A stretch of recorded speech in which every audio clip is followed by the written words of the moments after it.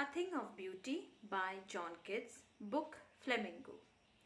In this poem, A Thing of Beauty, the poet John Keats, he celebrates beauty, joy and nature. For him, we can get actual happiness in nature because nature is spontaneous. It gives us everlasting joy and happiness for which actually the man always search for. So here the poem. A thing of beauty is a joy forever. Its loveliness increases. It will never pass into nothingness, but will keep a bower quiet for us and asleep, full of sweet dreams and health and quiet breathing. That means what is beauty? So here the definition of beauty that the poet has given is nature. So a thing of beauty is a joy forever. Whatever we see, if we can see a thing, if we can realize the beauty, if we can feel the beauty, that remains in our heart for long, and that prolonged happiness, that intact happiness that we have or that we have felt, that keeps on and on in our life, that goes on, and that happiness gives us actual beauty as well as happiness too. So actually happiness will not pass into nothingness. So long you enjoy the happiness, you enjoy the beauty, you realize the beauty, it will remain within you forever. Therefore, on every morrow, that means every morning, what we do, we are wreathing a flowery band to bind us to the earth. So every day, we are getting closer to the nature. This nature, it is binding us. It is bringing us together.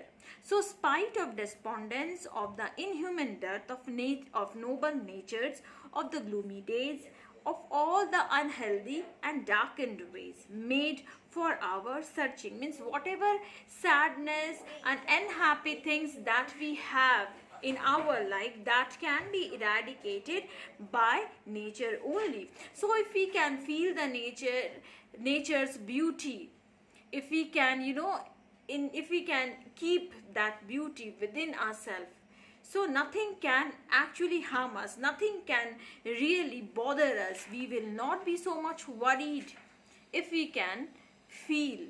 That means nature is the only source that helps us to forget our misery, our any kind of tension, so that it serves as a source of a kind of medicine.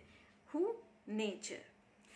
And such are daffodils. So here the poet talks about daffodils to be very beautiful flower, which gives what pleasure if you can feel the beauty of daffodils, and with the green world they live in. So these daffodils, they are living in the green world, in the green valley, where there are clear rills that for themselves a cooling covert makes. That means they have a very much cooling effect, not only in the nature but in the mind of the poet also. So the poet finds actual happiness in that natural beauty of the nature, that for themselves a cooling covert make against the hot season. So this coolness which the nature is providing to us, that is giving a very much refreshing, a very much cooling effect to the hot season. The mid-forest break and rich with the sprinkling of fair musk rose blossoms. So not only the daffodils where we can get clear rills and the beautiful nature, but it has different flowers also, and the flowers are fully blossomed, they are having their own fragrance. So all together they have a very much soothing effect on human mind. And such too is the grandeur of the doom. So grandeur of the doom means people can even die, they have grandeur in their doom. So in the death can be also great. How we have, imagine for the mighty deaths, means there are famous personalities, those who have sacrificed their life. We can remember their sacrifice, we can remember their achievements, their contribution to the entire mankind. All lovely tales that we have heard or read, an endless fountain of immortal drinks. So that means we can reach that heavenly, we can get that heavenly bliss if we can drink this immortal drink of nature.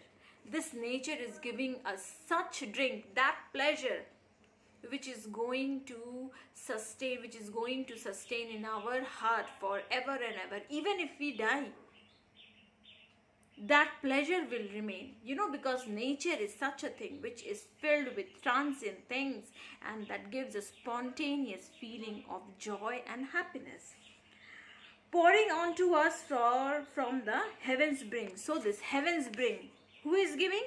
This nature is giving, this earth is giving, because this nature has an everlasting impression on our mind. So these things gives us what? Peace of mind and pleasures. So these beautiful things act as an shade under which we can take rest, we can get peace, we can sleep soundly, and we can have sweet dreams. These have the power, these beautiful things have the power to bind us to the earth. They makes us closer to the earth. In spite of a life with our life is filled with disappointments, misery, tensions. There are so many things, but so much of tribulations. But this nature, these beautiful things can make our life, worthy enough. We can, these beautiful things provide us, with hope and enthusiasm and a desire to live.